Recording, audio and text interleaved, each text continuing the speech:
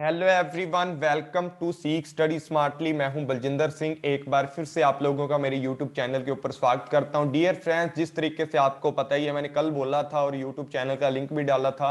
आप जल्दी से जल्दी यूट्यूब चैनल को सब्सक्राइब कर लीजिए और इस वीडियो को भी जल्दी से जल्दी, जो पहली बार मेरे यूट्यूब चैनल पे है, सब्सक्राइब करके वीडियो को लाइक कर दें और शेयर भी कर दें अपने फ्रेंड्स लोग से, ताकि उनकी भी हेल्प होती रहे। तो डियर फ्रेंड्स, जिस तरीके से हमारा पेपर वन रेगुलर मैं डेली 8 पीएम के ऊपर आपकी पेपर वन की क्लास लेता हूं, उसी तरीके से अभी मैंने सोचा है कि 2-2:30 बजे दोपहर के आपको एक डोज किसकी मिल जाए करेगी, अभी पेपर टू की मिल जाएगी। और पेपर वन की जो क्लासेज हैं वो आपकी दो रहने वाली हैं, 8 बजे रात को और 8 बजे सुबह। मैं उसका मतलब कल तक जुगाड़ करूंगा, कल तक मैं डाला करूंगा, ठीक है। और पेपर टू की भी जो क्लासेस हैं, एक 2:30 बजे का रखा है मैंने, एक 11 बजे है, जिसके अंदर आपको फुली एमसीक्यू मिलने वाले हैं। मोस्ट एक्सपेक्टेड एमसीक्यू आपको यहां पर मिलने वाले हैं। तो जल्दी से जल्दी यूट्यूब चैनल को सब्सक्राइब कर ले, अपने फ्रेंड्स लोग से शेयर कर दें। आज की जो हमारी क्लास रहने वाली है, 32 एमसीक्यू मोस्ट एक्सपेक्टेड एमसीक्यू हैं, जो आपको हमेशा आपके एग्जाम के अंदर ऐसे एमसीक्यू आते हैं, ऐसे रिलेटेड एमसीक्यू आते हैं पेपर टू कॉमर्स। और जिन भी लोगों का पेपर टू कॉमर्स के अलावा, जिन लोगों का income tax and corporate tax जिसके भी अंदर आता है, जो भी इस यूनिट को पढ़ना चाहता है, तो भाई जल्दी से जल्दी यूट्यूब चैनल को सब्सक्राइब करके इस वीडियो को देख लेना। आज हमारा पार्ट नंबर 1 रहने वाला है paper two commerce, tax, income tax and corporate tax planning के ऊपर पार्ट नंबर 1 है। इसी तरीके की आपको 3 वीडियो और मिलेंगी या 4 वीडियो और मिलेंगी, और एक दिन के अंदर 2 वीडियो आपको मिलने वाली हैं। तो आज की जो क्लास है हमारी, जल्दी से जल्दी डियर फ्रेंड्स लाइक शेयर जरूर कर दिया करो क्लास को। तो हमने डीमोटिवेटर नहीं होना। बहुत सारे हेटर होते हैं, बहुत सारे ऐसे लोग होते हैं जो हमें डीमोटिवेट करते हैं हमारे एग्जाम के पास आकर के, कि बंदे का एग्जाम निकले ही ना, या बंदा काम छोड़ के चला जाए। तो ऐसा नहीं करना। आप कुछ लोगों ने तो देख ही लिया होगा कल जो मैं 8 बजे वाली क्लास ले रहा था उसके अंदर। तो ऐसे डिमोटिवेट नहीं होना आप लोगों को। और स्टार्ट करते हैं आज की जो हमारी इंपॉर्टेंट क्लास रहने वाली है। सबसे पहले बात करते हैं कि द पीरियड ऑफ 12 मंथ, कि आपका जो 12 महीनों का, ठीक है, पीरियड होता है, कब से स्टार्ट होता है?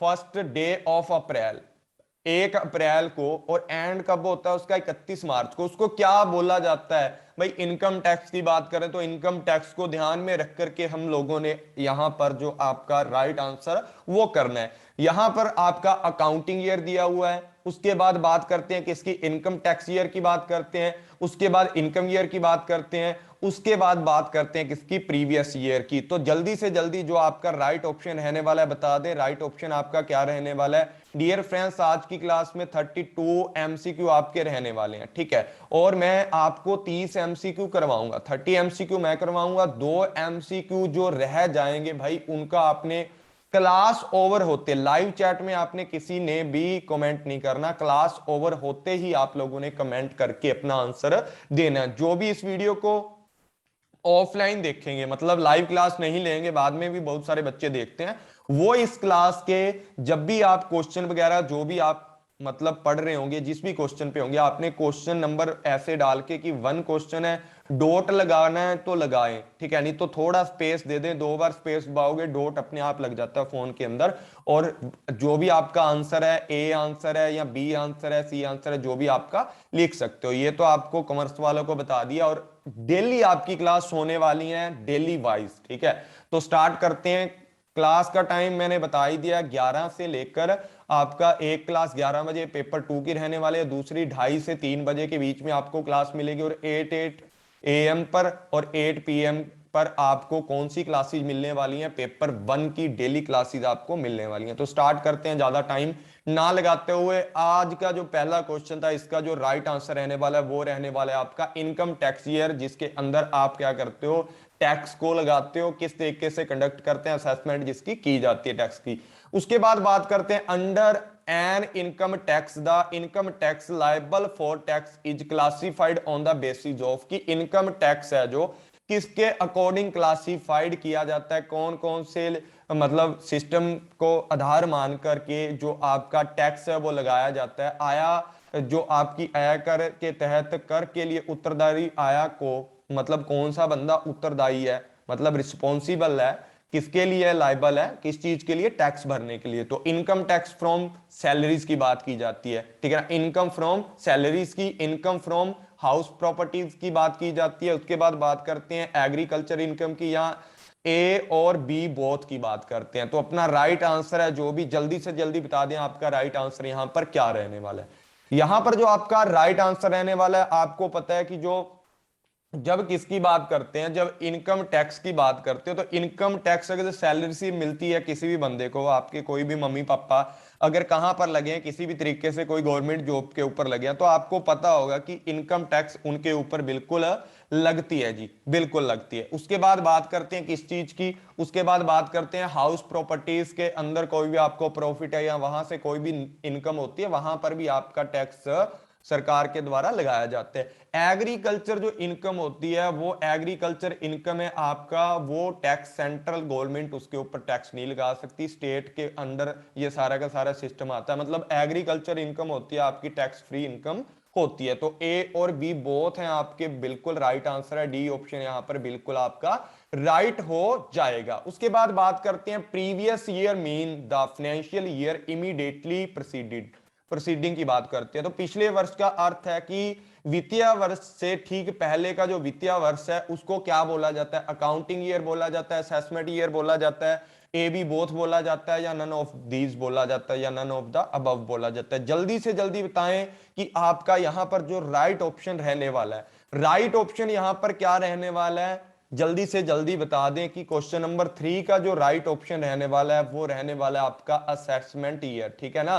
प्रीवियस ईयर मतलब फाइनेंशियल ईयर है जो आपका चल रहा है उसके पीछे वाला। असेसमेंट ईयर वो होता है जिसकी इनकम के ऊपर टैक्स लगाया जाता है बच्चे। असेसमेंट करना मतलब आंकलन करना, किसी भी चीज का लेखा जोखा करना, पूरी तरीके से पता लगाना उस चीज का, मतलब असेस करना कि बंदे ने कितनी, असेसी ने कितनी क्या कमाई है, इनकम कमाई है, उसकी असेसमेंट करके पिछले ईयर को बोला जाता है। बिल्कुल जैसे अभी 2021 चल रहा है, तो 2020 की जो इनकम है उसके ऊपर जो टैक्स लगाया जाएगा, और 2020 हमारा क्या रहने वाला है, असेसमेंट ईयर यहां पर रहने वाला है। तो ऑप्शन नंबर आपका बी बिल्कुल राइट यहां पर हो जाएगा। उसके बाद बात करते हैं the income from foreign companies by providing the service in the projects connected with the security of India is dash from income, जो आपकी सॉरी मिलती है वहां से, फॉरेन वाली जो इनकम मिलती है कंपनियों से, वहां से आपका कोई ऐसा मान लो कि इंडिया का जो एक प्रोजेक्ट है और फॉरेन कंपनीज उसके अंदर आपको क्या कर रही है, फंडिंग कर रही है या पैसे प्रोवाइड कर रही है, ठीक है। किस लिए प्रोवाइड कर रही है, कैसा प्रोजेक्ट है, वो आपका प्रोजेक्ट रहने वाला सिक्योरिटी है, इंडिया की सिक्योरिटी के लिए है। तो ऐसी इनकम के ऊपर ऐसा जो फंड होता है, ऐसी जो इनकम होती है फ्रॉम टैक्स लाइबिलिटी, उसके ऊपर कितनी बनती है, या 50% एग्जम्प्टेड होती है, या 20% एग्जम्प्ट होती है, या 100% बिल्कुल टैक्स मुक्त होती है, एग्जम्प्ट होती है। जल्दी से जल्दी अपना राइट आंसर बताएं, या इनमें से कोई भी रेट के ऊपर टैक्स नहीं लिया जाता है, या बिल्कुल फ्री है। जो भी आपका राइट आंसर है जल्दी से जल्दी बताएं। 50% छूट है, 20 है, 100% छूट की बात यहां पर की जा रही है। तो यहां पर जो आपका राइट आंसर है, भी अगर इंडिया की सिक्योरिटी की बात है तो गवर्नमेंट उनसे क्यों पैसा चार्ज करेगी, दूसरा फॉरेन कंपनी से वो सारी की सारी इनकम आ रही है या प्रोजेक्ट कनेक्टेड है पूरे का पूरा। तो यहां पर जो आपका राइट आंसर रहने वाला है वो रहने वाला है 100% जो आपकी इनकम है वो एग्जम्प्ट हो जाती है यहां पर। उसके बाद बात करते हैं an individual is said to resident in India if. Resident कब होता है इंडिया का, कोई भी व्यक्ति है वो भारत का निवासी कब माना जाएगा, यदि देखा जाए तो it is the India for a period of 182 days वाली जो कंडीशन होती है आपकी, बेसिक कंडीशन की बात करते हैं, ठीक है। उसके बाद मोर ज्यादा 182 दिन या इससे ज्यादा दिन रहा हो, ठीक है।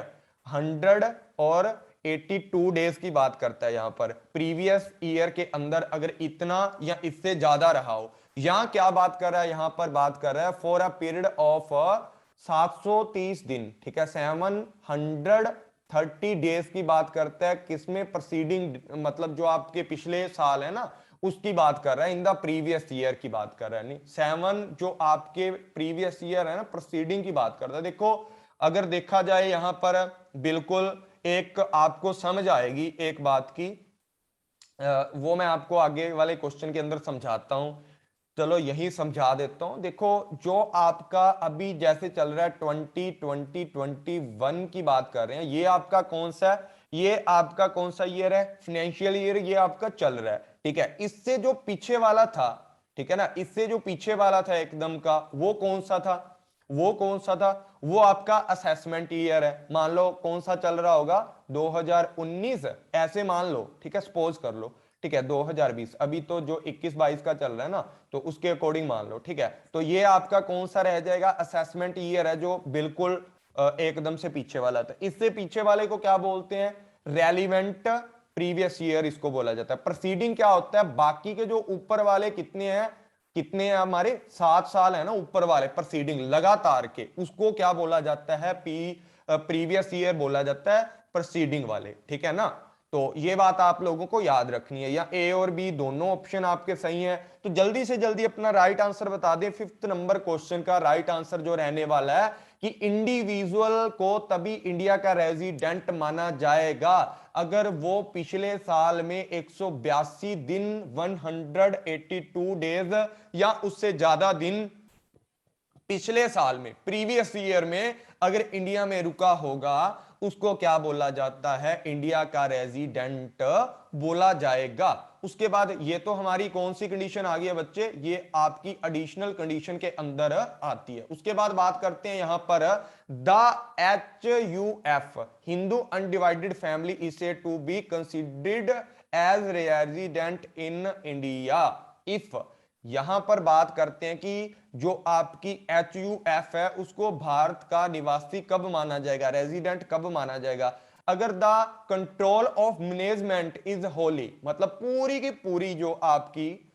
मैनेजमेंट है, यहां तो पार्शली की बात करता है, यहां होली की बात कर रहा है, पूरी होल की, ठीक है ना, पूरी होली की बात कर रहा है कि वो इंडिया के अंदर हो रहा है, पूरे का पूरा जो मैनेजमेंट है, कंट्रोल है, कहां से हो रहा है, इंडिया के अंदर से किया जा रहा है। या इफ करता फुलफिल बोथ एडिशनल कंडीशंस की बात करता है, अगर एडिशनल दो कंडीशन की बात करते हैं आप एडिशनल के अंदर, और दोनों की दोनों माननी पड़ती है, और बेसिक के अंदर एक माननी पड़ती है, और एक तो ये होती है 182 डेज वाली, और दूसरी वो 60 वाली जो दिन वाली होती है ना, जो तो वो होती है, ठीक है। उसके बाद यहां पर बात करते हैं 360 दिन वाली जो भी है, तो उसके बाद यहां बात करते हैं बोथ सही है, या पहला सही है या दूसरा सही है, या if control outside of India की बात करते हैं। देखो रेजिडेंट की बात की जा रही है, अगर बाहर से नियंत्रण किया जाएगा तो मतलब बाहर का सिस्टम है, इसके अंदर तो बिल्कुल आपका आंसर गलत हो जाएगा। भारत के बाहर नियंत्रण किया जा रहा है तो रेजिडेंट कैसे हो जाएगा इंडिया का, वो तो वहां रहकर कर रहा है ना सारे का सारा काम,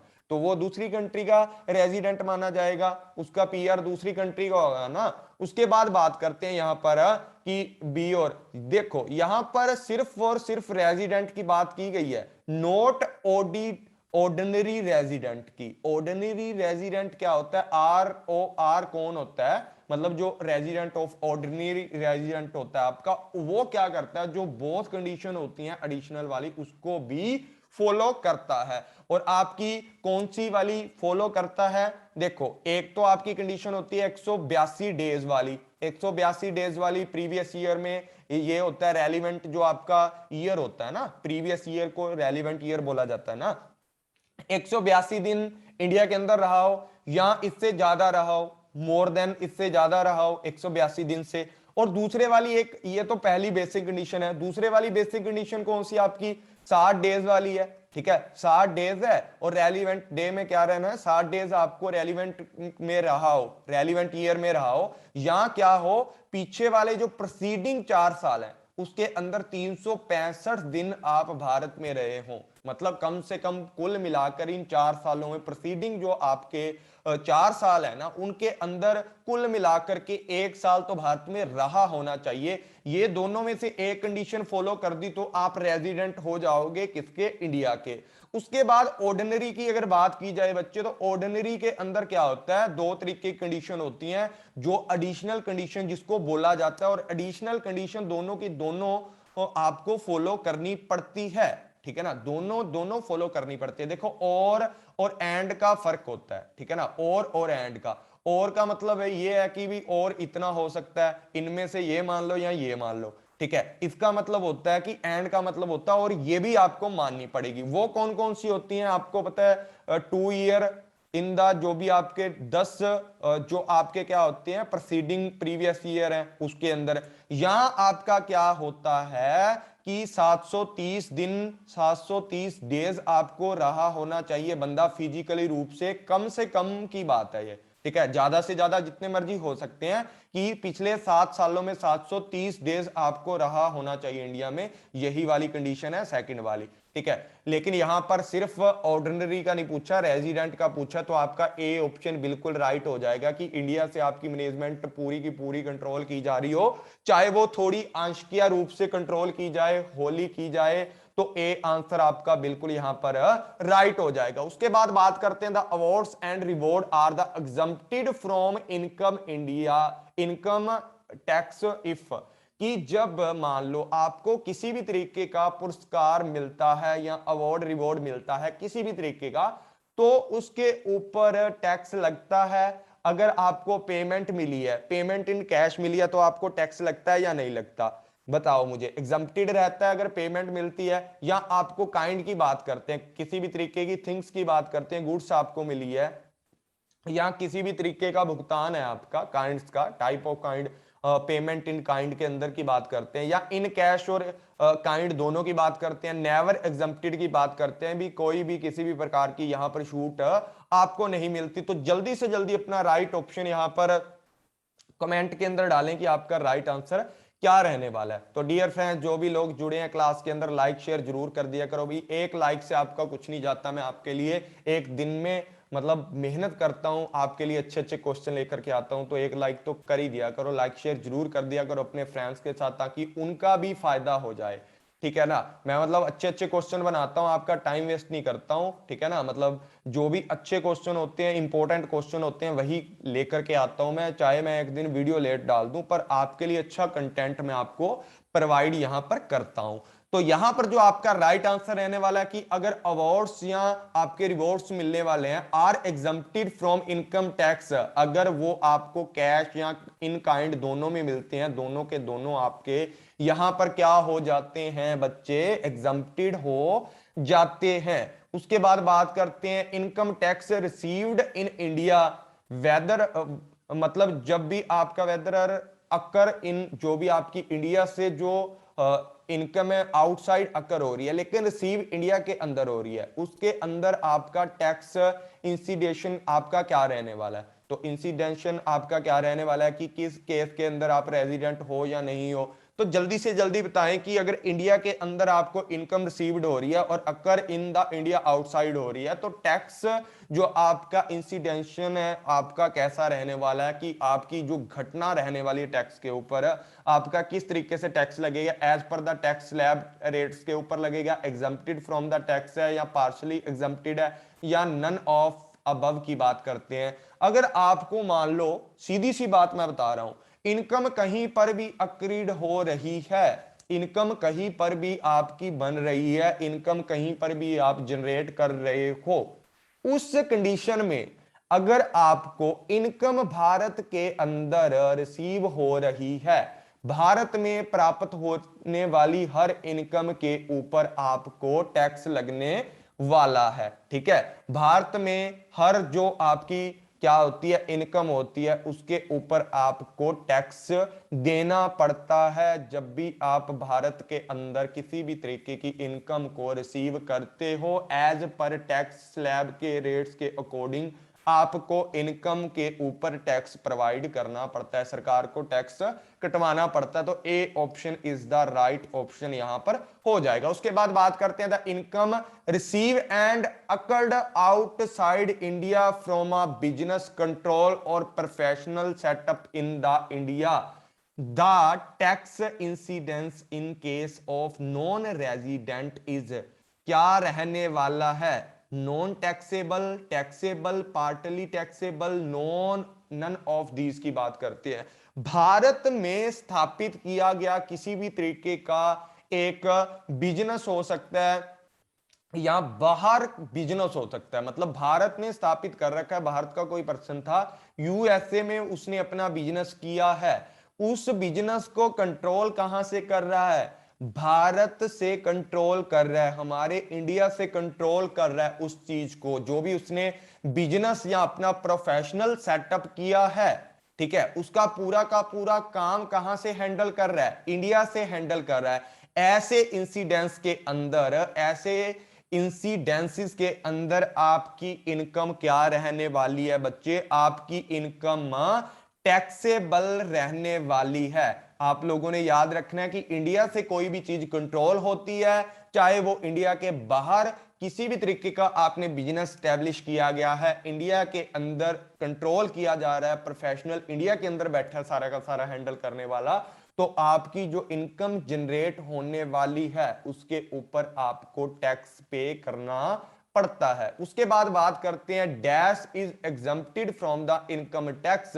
इनकम टैक्स से कौन सी चीज आपकी एग्जम्प्टेड है, किसके ऊपर आपका टैक्स नहीं लगता? डिविडेंड फ्रॉम फॉरेन कंपनी की बात करते हैं, कॉर्पोरेटिव डिविडेंड की बात करते हैं, interest from the Indian company की बात करते हैं, dividend from an Indian company की यहां पर बात करते हैं। तो जल्दी से जल्दी अपना राइट आंसर बता दें कि आपका जो राइट आंसर है यहां पर क्या रहने वाला है। देखो, जब आप डिविडेंट लेते हो फॉरेन कंपनी से, आपका कोई भी किसी भी प्रकार का डिविडेंट है, वो आपकी इंडिया में आकर के क्या बनने वाली है बच्चे? आपकी इनकम बनने वाली है एक तरीके से, उसके ऊपर आपको टैक्स पे करना पड़ेगा, वो क्या होगी? आपकी टैक्सेबल होगी।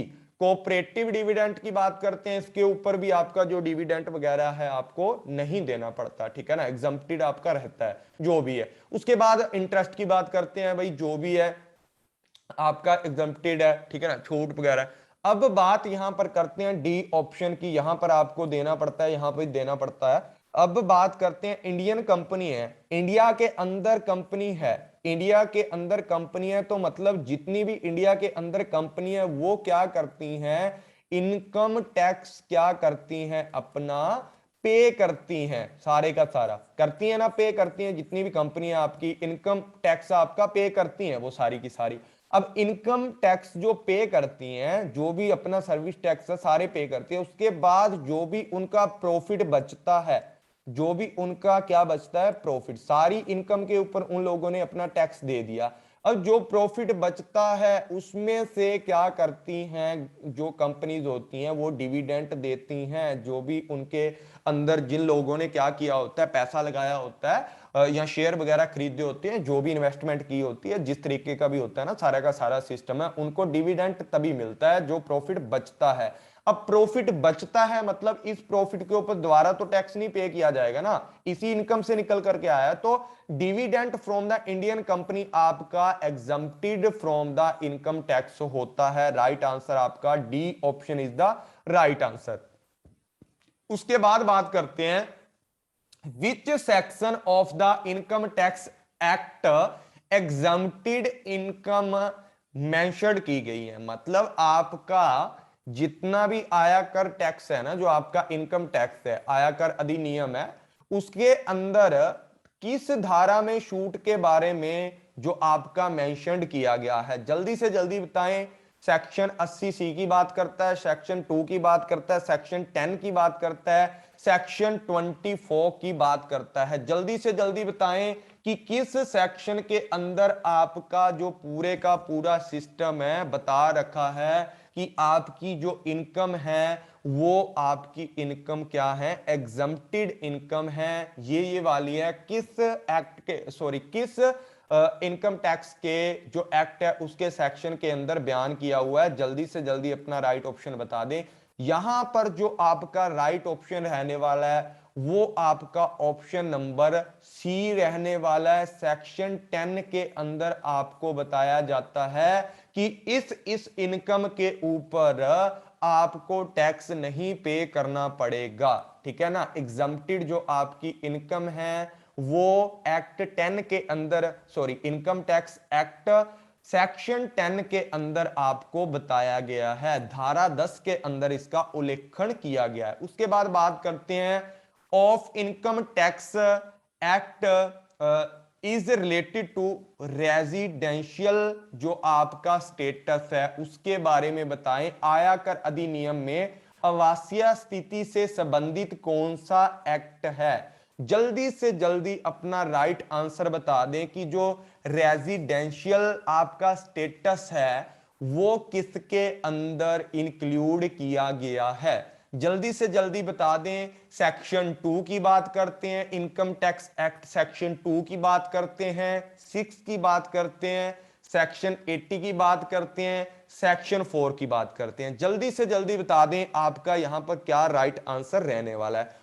आपका क्वेश्चन नंबर 12, इसका जो राइट आंसर रहने वाला है वो आपका रहने वाला है सेक्शन 6 के अंदर आपको पूरी की पूरी जो रेजिडेंशियल स्टेटस की जानकारी दे रखी है। आप लोग पढ़ लेना जिन लोगों ने अभी तक इसको नहीं पढ़ा, इंपॉर्टेंट है, यूजीसी वालों का फेवरेट क्या है टॉपिक है ये वाला। उसके बाद बात करते हैं द डेप्रिसिएशन, ठीक है ना, on the assets in case of new plant and machinery, कि आपका जो डेप्रिसिएशन है on the asset in the case of new plant, नया जो संयंत्र और मशीनरी के मामले में संपत्ति पर कितना आपका जो मूल्यह्रास है वो लगता है। जल्दी से जल्दी बताएं।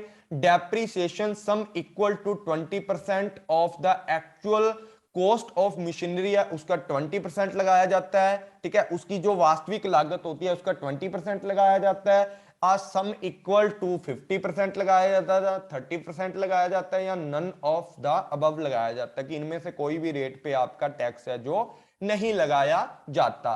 अगर यहां पर बात की जाए तो इसके ऊपर जो आपका डेप्रिसिएशन है वो आपका क्या लगता है, या तो depreciation sum equal to 20% of actual cost का यहां पर लगाया जाता है। तो 20% रेट के ऊपर आपका क्या लगता है, एक्चुअल मूल्य की 20% रेट के ऊपर आपका डेप्रिसिएशन लगाया जाता है। तो ए ऑप्शन आपका बिल्कुल यहां पर राइट हो जाएगा। उसके बाद बात करते हैं द डेप्रिसिएशन इज अलाउड, जो आपका एक्सपेंडिचर सब्जेक्ट टू, किसके अंदर जो आपका क्या किया जाता है, अलाउ किया जाता है। डेप्रिसिएशन किसके ऊपर लगाया जाता है, मतलब उसका एक्सपेंडिचर वगैरह किसके ऊपर लगाया जाता है, जो आप 20% डेप्रिसिएशन रखते हो ना वो किसके ऊपर लगाया जाता है। It asset must be tangible assets होनी चाहिए, या asset is use for business purpose के लिए यूज करेंगे तभी आपका डेप्रिसिएशन लगाया जाएगा। उसके बाद बात करते हैं the assessee is owner of the assets, की जो असेसी है ना, जिस बंदे ने डेप्रिसिएशन के लिए अलाउ किया या अप्लाई किया है, जो भी है, मतलब आपका टैक्स वगैरह कम लगता है ना जब आप डेप्रिसिएशन लगा देते हो, तो आपका मतलब 80% की जो वैल्यू है उसके ऊपर आपका क्या लगेगा, उससे 80 जो कमाई होगी ना उसके 80% की वैल्यू के ऊपर ही आपका टैक्स वगैरह लगने वाला है ना। फिर मतलब 20% तो गया डेप्रिसिएशन के अंदर रखा है आप लोगों ने, तो इससे आपका जो टैक्स लायबिलिटी है वो आपकी कम हो जाती है। तो ओनर आप होने चाहिए उस चीज के, ऐसा ना हो कि किसी की चीज दिखा करके और उसके ऊपर क्या करवा लिया आप लोगों ने, टैक्स माफ करवा लिया अपना। ऐसा नहीं होता। एक तो बिजनेस पर्पस के लिए यूज करें, टेंजिबल एसेट्स होनी चाहिए, मतलब मूर्त रूप से दिखनी चाहिए वो मशीन। ऐसा ना हो कि अदृश्य मशीन है, जब भी इनकम टैक्स का छापा आपके ऊपर पड़े आप बोल दो सर ये पड़ी मशीन, और इनकम टैक्स के जो आपके ऑफिसर है बोलेंगे कहां है वो आप बोल दोगे कि वो मशीन सिर्फ मुझे दिखने वाली है, वो क्या है आपकी अनटेंजिबल चीजें हैं। ऐसा नहीं होता, ठीक है ना। टेंजिबल होनी चाहिए, इनटेंजिबल आपकी नहीं होनी चाहिए। उसके बाद बात करते हैं यहां पर जो ऑप्शन नंबर डी आपका बिल्कुल यहां पर राइट हो जाएगा। उसके बाद यहां पर बात करते हैं the centre government has been improved by the entry of the union list of schedule की बात करते हैं, कौन से की जो भी आपका शेड्यूल कौन सा है, ये 7 नंबर है, ठीक है, of the constitution of India to levy tax on income other than agriculture की अगर बात की जाए तो जल्दी से जल्दी बताएं कि आपका यहां पर पूछा गया कि केंद्र सरकार को भारत के संविधान में अनुसूची 7 की केंद्रीय सूची की प्रविष्टि द्वारा कृषि आय के अलावा अन्य आय पर कर लगाने का अधिकार दिया गया है। मतलब आपका जो सिस्टम है यहां पर आप लोगों ने यह बताना है कि जो आपका कॉन्स्टिट्यूशन है उसके अंदर जो आपका इनकम टैक्स है उसके शेड्यूल नंबर जो 7 है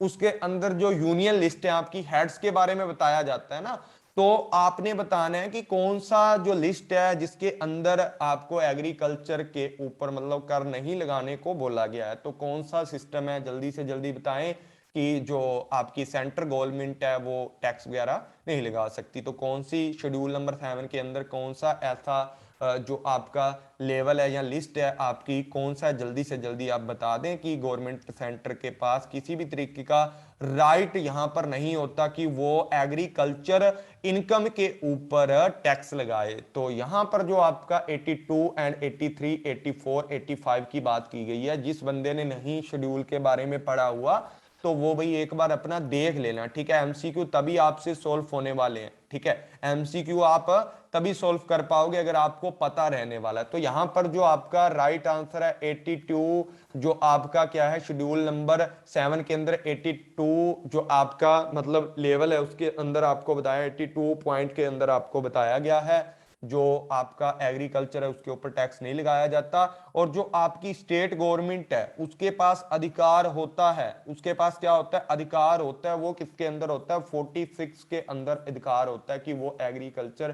किसी भी एग्रीकल्चर इनकम के ऊपर अगर टैक्स लगाना चाहे तो वो क्या कर सकती है, लगा सकती है। उसके बाद बात करते हैं यहां पर circulars and info notifications are binding on the, जो सर्कुलेटर्स होते हैं आपके परिपत्र और अधिसूचियां होती हैं, जो आपकी अधिसूचनाएं होती हैं, उसके लिए कौन कौन सा जो आपका सिस्टम है वो क्या होता है, बाध्य होता है। जल्दी से जल्दी बताएं। आपका सीबीटी की बात की जाती है, सीबीडीटी की बात की जाती है। सीबीडीटी का मतलब होता है central board of direct income taxes की बात की जा रही है। असेसिस की बात करते हैं, उसके बाद बात करते हैं जो आपका अपील्स का जो ट्रिब्यूनल होता है, ठीक है ना, अपीलेट जो आपका ट्रिब्यूनल है ITAT की बात करते हैं, या आपका इनकम टैक्स अथॉरिटी की यहां पर बात की जा रही है। तो जल्दी से जल्दी अपना जो राइट आंसर है वो यहां पर बता दें कि किस तरीके से आपका सिस्टम चलता है। जो आपके सर्कुलेटर्स एंड नोटिफिकेशन होते हैं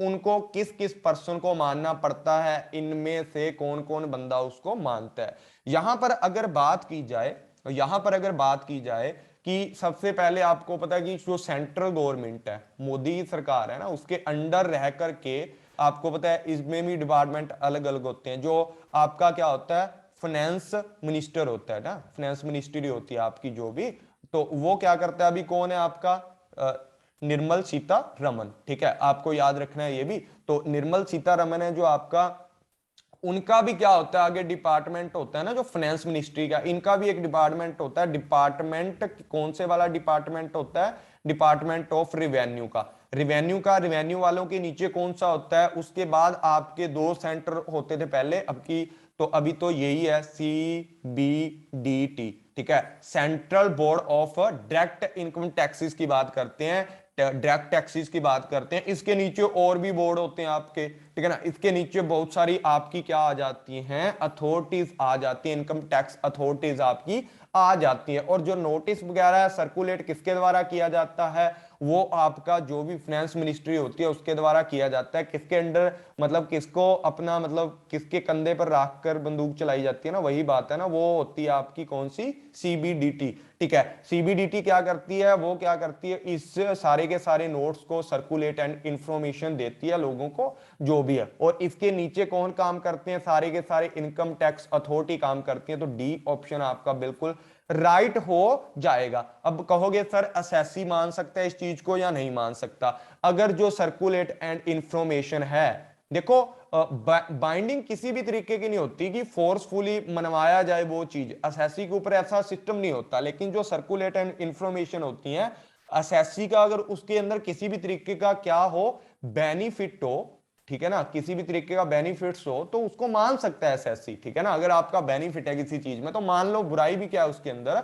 तो ये इसका जो आपका ऑप्शन नंबर डी है, इनकम टैक्स अथॉरिटीज है, वो इसके अंदर बिल्कुल राइट आंसर आपका आ जाएगा, ठीक है, बिल्कुल राइट आंसर आपका आ जाएगा। उसके बाद अगर देखा जाए कि ये आपका अपीलेट जो ट्रिब्यूनल होते हैं ये किस तरीके से काम करते हैं, आपके जो आपके ट्रिब्यूनल्स होते हैं, ट्रिब्यूनल्स मतलब होता है पूरे का पूरा एक कोर्ट होता है। क्या होता है आपका? पूरा का पूरा कोर्ट होता है, जिसके अंदर आप अगर मान लो आप एक असेसी हो, ठीक है, आप एक क्या हो? असेसी हो, और आपकी इनकम के ऊपर जो टैक्स बनता था वो 2 या 4 लाख बनता था। मान लो आपका 4 लाख बनता था, ठीक है, 4 लाख आपका क्या बन रहा है? टैक्स बन रहा है। लेकिन जो आपका जो इनकम टैक्स अथॉरिटीज हैं, जो आते हैं ऑफिसर इनकम टैक्स जो अथॉरिटीज हैं, वो बोल रही हैं कि आपके ऊपर जो टैक्स है भाई 10 लाख बनने वाला है, ठीक है, आपको 10 लाख पे करना पड़ेगा, नहीं तो भाई बहुत सारा जुर्माना डाल देंगे, पेनल्टी लगेगी आपको।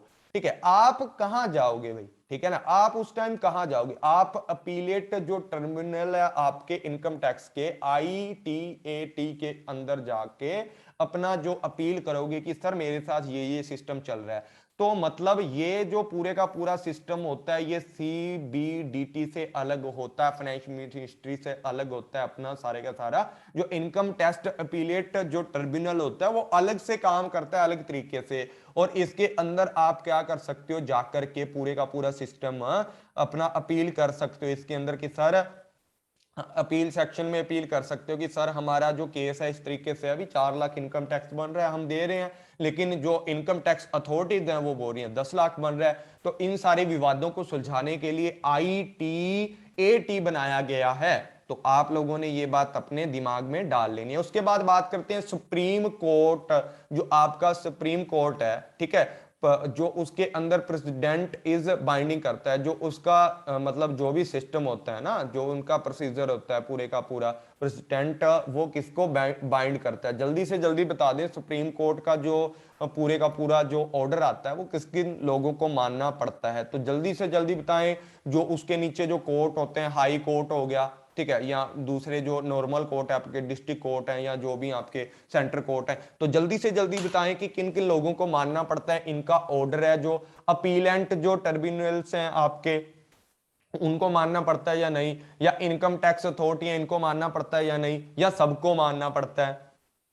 जल्दी से जल्दी अपना राइट आंसर बता दें। यहां पर आपका राइट आंसर क्या रहने वाला है? तो सुप्रीम कोर्ट की मिसाल बाध्य करती है, मतलब जो भी वो अपना ऑर्डर निकालते हैं, जिस भी तरीके का नोटिस निकालते हैं ना, वो किस किस बंदे के लिए मानना जरूरी होता है। तो जल्दी से जल्दी अपना राइट आंसर बता दें कि कौन कौन बंदा जो सुप्रीम कोर्ट का जो प्रेसिडेंट है वो मानना पड़ता है। ठीक है, यहां पर जो आपका राइट आंसर रहने वाला है वो रहने वाला डी, कि सुप्रीम कोर्ट है ना, इसका तो जो ऑर्डर होता है ना, वो बोलते हैं ना लैंड ऑफ ऑर्डर होता है इनका, ठीक है ना, जो भी मतलब इनका ऑर्डर दिया जाता है ना वो सबको मानना पड़ता है सुप्रीम कोर्ट का जितना, क्योंकि सुप्रीम कोर्ट हमारा एंड है इंडिया का, जो भी सिस्टम है ना, सुप्रीम कोर्ट आपका क्या है?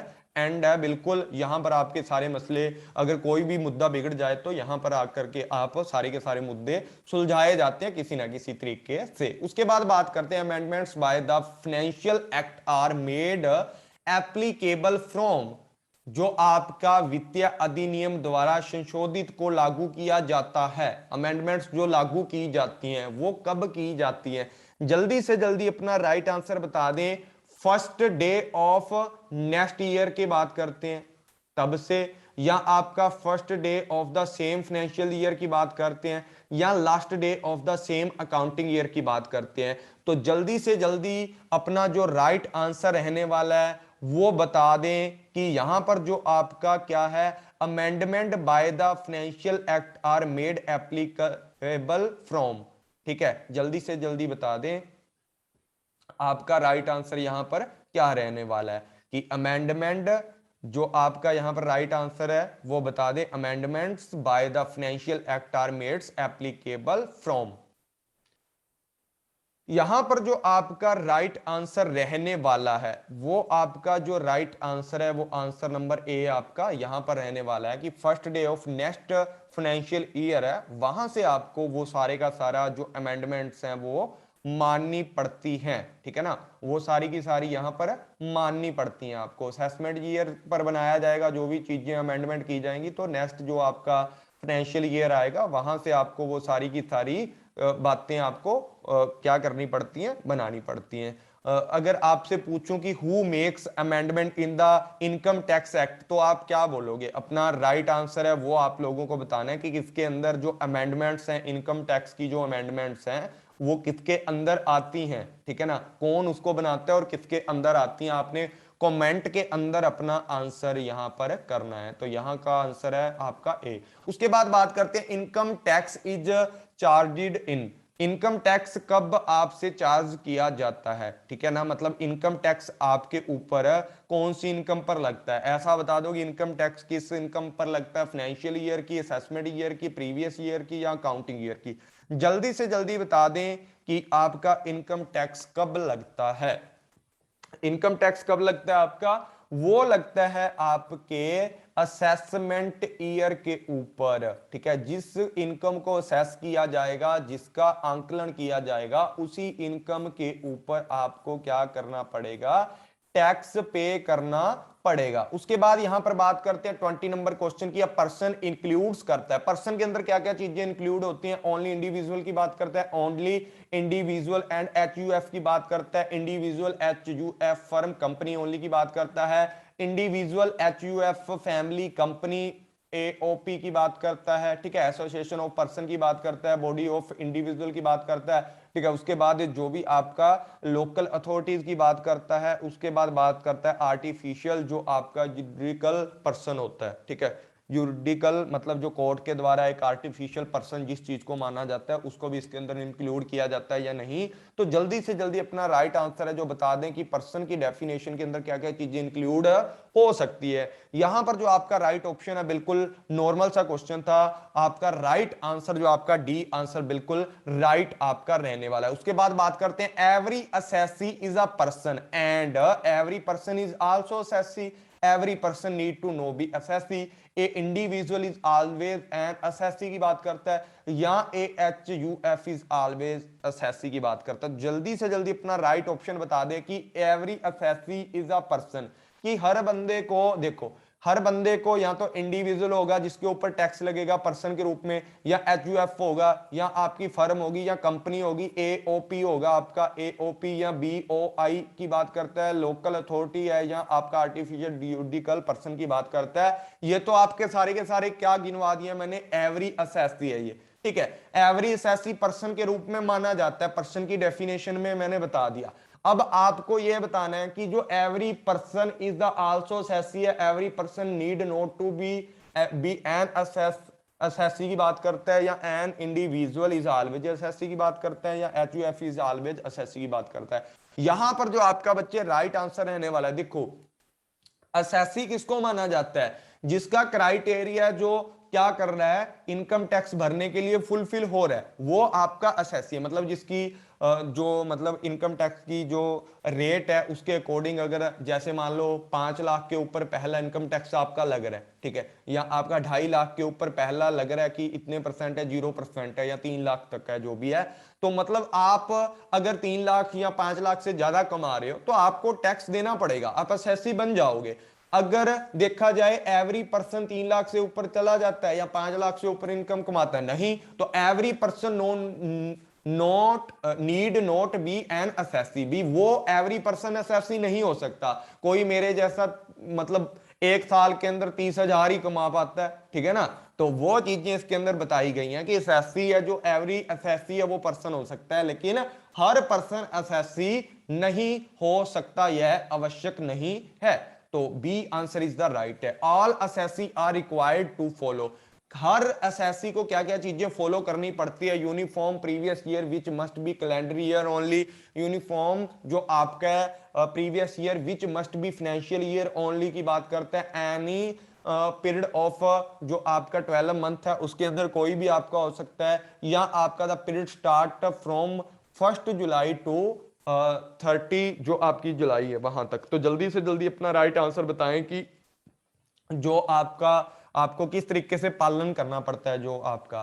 तो इसके अंदर जो आपका राइट आंसर रहने वाला है बच्चे, बी आंसर आपका राइट रहने वाला है। यूनिफॉर्म जो आपका है कौन सा रहने वाला है, previous year which must be financial year only की बात यहां पर की जाती है, तो बी आंसर यहां पर राइट है। उसके बाद बात करते हैं in the case of non residents engaged in the shipping business की बात कर रहा है बच्चे, यहां पर ध्यान रखना है आपको कि शिपिंग बिजनेस की बात कर रहा है, पेड और payable to the owner of character shall be deemed to the total income, कि जो आपके नौहन व्यवसाय में लगे हैं, मतलब जो आपका शिपिंग वाला सिस्टम है ना, शिपिंग बिजनेस है आपका, उसमें लगे हैं, तो उसके अंदर जो मालिक या आपका चार्टर्ड है जो भी है को भुगतान या देय भाड़ा कुल आया माना जाता है। मतलब उसके ऊपर जो आपका चार्ज होता है वो कितना होता है टोटल इनकम के ऊपर। जल्दी से जल्दी बताएं किस रेट के आपका टोटल इनकम के ऊपर जो आपका सिस्टम है जो पे करना पड़ता है। ठीक है, जल्दी से जल्दी बताएं आपका राइट आंसर क्या है 23 नंबर क्वेश्चन का। यहां पर जो आपका राइट आंसर रहने वाला है वो आपकी रेट रहने वाली है 7.5%।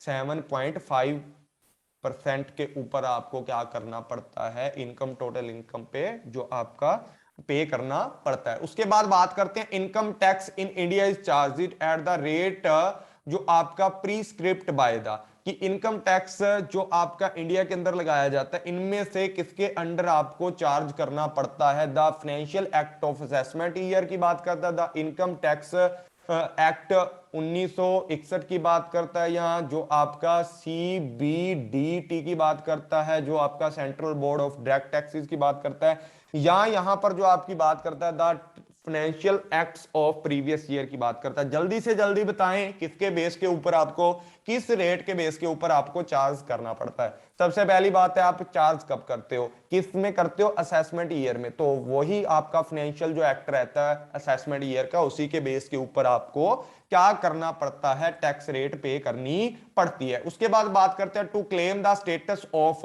Non resident for the individual, for the individual, to claim the status of non resident for the individual की बात की है कि जब एक बंदा इंडिविजुअल है उसका जो स्टेटस है नॉन रेजिडेंट का है, तो इनमें से कौन सी शर्तें उसके ऊपर लागू होंगी। Only one basic condition and need to be satisfied, मतलब एक जो बेसिक कंडीशन है आपकी 182 दिन वाली, या जो आपकी कौन सी है 60 डेज वाली, किसके अंदर 300 पिछले जो 4 साल है उसमें 365 दिन है जो प्रोसीडिंग ईयर है आपके। उसके बाद बात करते हैं इसके अंदर only basic and one basic condition या वन एडिशनल कंडीशन है जो दोनों को सेटिस्फाई करे वो बंदा हो सकता है नॉन रेजिडेंट, या need not satisfy any of the conditions की बात करता है, only additional condition are to be satisfied की बात करता है। तो जल्दी से जल्दी आप राइट आंसर बता दें यहां पर आपका राइट आंसर क्या रहने वाला है। जब नॉन रेजिडेंट की बात की जा रही है तो किसी भी तरीके की कोई भी कंडीशन उसको फुलफिल नहीं करनी पड़ती, C option is the right option यहां पर रहने वाला है। उसके बाद बात करते हैं residential status of an individual किस सेक्शन के अंडर आता है, जल्दी से जल्दी बताएं।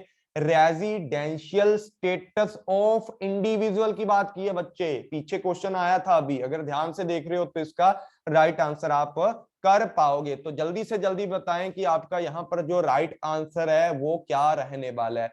यहां पर जो आपका राइट आंसर बच्चे रहने वाला है वो आपका रहने वाला है सेक्शन 212 की बात करते हैं, सेक्शन 6(1) की बात करते हैं, सेक्शन 7(1) की बात करते हैं, सेक्शन 3 और उसके अंडर क्या बात कर रहे हैं, 4th की बात कर रहे हैं। यहां पर जो आपका राइट आंसर रहने वाला है वो रहने वाला है सेक्शन 6 के अंदर 1 की बात करते हैं जिसके अंदर इंडिविजुअल के बारे में बताया है। रेजिडेंशियल जो स्टेटस है वो किसके अंडर रहता है, ओनली सेक्शन 6 के अंदर रहता है, पर जब इंडिविजुअल की बात की जाती है तो इंडिविजुअल के अंदर सेक्शन 6 का 1 आपका आता है। उसके बाद बात करते हैं डेफिनेशन ऑफ पर्सन की। ऐसे क्वेश्चन भाई बच्चे बहुत पूछे जाते हैं, याद रखना आपको, बिल्कुल इजी सा क्वेश्चन है पर दिमाग खराब कर देता है जब पता ना हो। ठीक है, definition of person under section, definition of person किस सेक्शन के अंदर आता है, जल्दी से जल्दी बताइए अपना राइट ऑप्शन क्या है। 6 सेक्शन की बात करता है, सेक्शन 234 की बात करता है, सेक्शन 231 की बात करता है, उसके बाद बात करते हैं किसकी, सेक्शन 612 की बात करते हैं। तो भाई जल्दी से जल्दी अपना राइट ऑप्शन बता दे, राइट ऑप्शन यहाँ पर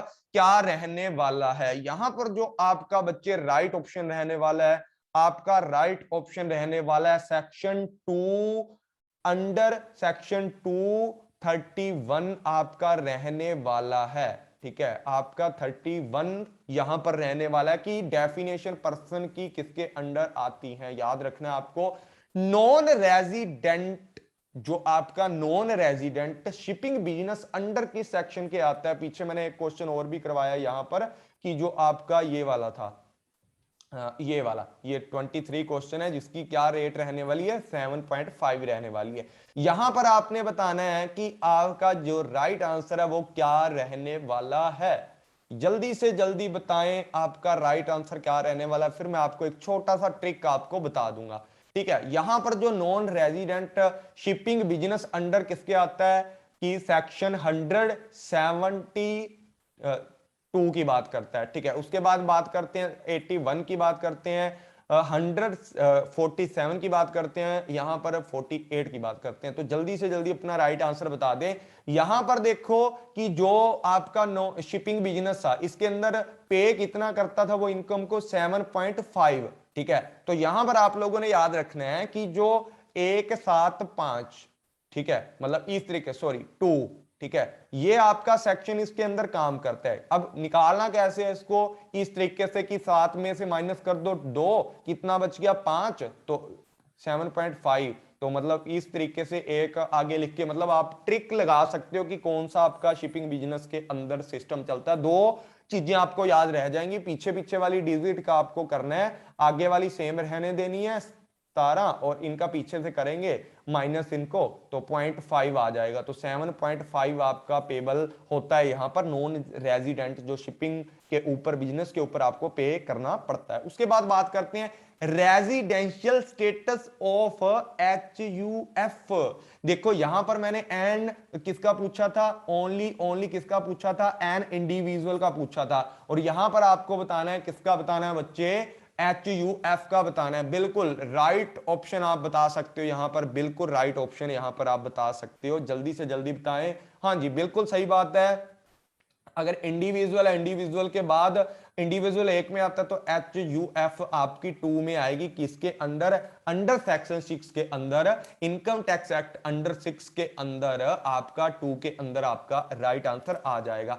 अभी एजुकेशनल जो सेस है आपका, ठीक है, शैक्षणिक जो आपका उपकर लगता है आपके ऊपर, किसी भी कंपनी के ऊपर या किसी भी बड़े बिजनेस के ऊपर जो लगता है, एजुकेशनल के लिए आपको पूरी इनकम में से कितने परसेंट गवर्नमेंट को पे करना पड़ता है एजुकेशनल सेस के नाम के ऊपर। तो जल्दी से जल्दी बताएं, 2% की बात करते हैं, 1% की बात करते हैं, 3% की बात करते हैं, 5% की बात करते हैं। तो आपका जो राइट आंसर है जल्दी से जल्दी बताएं। और इसके बाद डियर फ्रेंड्स जो आपके क्वेश्चन रहने वाले हैं ना, इसके बाद जो आपके क्वेश्चन रहने वाले हैं, जस्ट 2 क्वेश्चन इसके बाद है, 30 क्वेश्चन मैंने कवर करवा दिए हैं ना, इसके बाद जो आपके क्वेश्चन रहने वाले हैं बच्चे, वो क्वेश्चन आपको खुद आपको करने पड़ेंगे। मतलब वो आपने कमेंट बॉक्स के अंदर क्लास ओवर होते ही आपने कमेंट बॉक्स के अंदर उनका आंसर करना है। तो यहां पर जो आपका राइट ऑप्शन है 2% आपका एजुकेशन वाला है, कि 2% भाई एजुकेशनल के लिए आपको निकालना पड़ता है।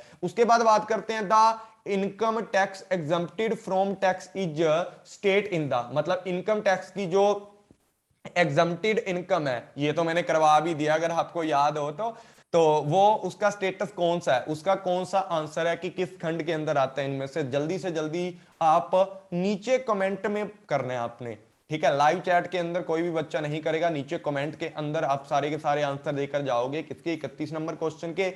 ऐसे आपने 31 डाल के एक स्पेस देना, 2 बार स्पेस दबाना है तो यहां डॉट लग जाएगा। उसके बाद आप जो भी आपका 5 है, 10 है, 12 है, 8 है, जो भी आपका आंसर है आप कर दोगे। उसके बाद बात करते हैं बोनसेस, जो आपको बोनसेस मिलते हैं, bonus paid by the employer to employee, वो क्या होता है, फुल्ली टैक्सेबल होता है या पार्टली टैक्सेबल होता है या फुली एग्जम्प्टेड होता है या नन ऑफ दीज होता है। जल्दी से जल्दी आपने नीचे कमेंट के अंदर आपने क्या करना है, इसका राइट ऑप्शन बताना है। डियर फ्रेंड्स क्लास को जाते जाते लाइक कर दो, जो बच्चे अभी अभी आए हैं, जो बच्चे बाद में भी देखेंगे क्लास को लाइक शेयर जरूर कर दिया करो, इससे कि मुझे भी थोड़ा मोटिवेशन मिले और मैं आप लोगों के लिए नई नई क्लासें लेकर के आता रहूं। और फीडबैक जरूर देना है आपने कि क्लास आपको कैसी लगी है। ठीक है, फीडबैक जरूर दिया करो कमेंट के अंदर कि आपको क्लास कैसी लगी है। ऐसी क्लासें अगर आप और चाहते हो या किसी को भी ये PDF चाहिए है तो मेरे को ये नंबर के ऊपर आप मैसेज कर सकते हो।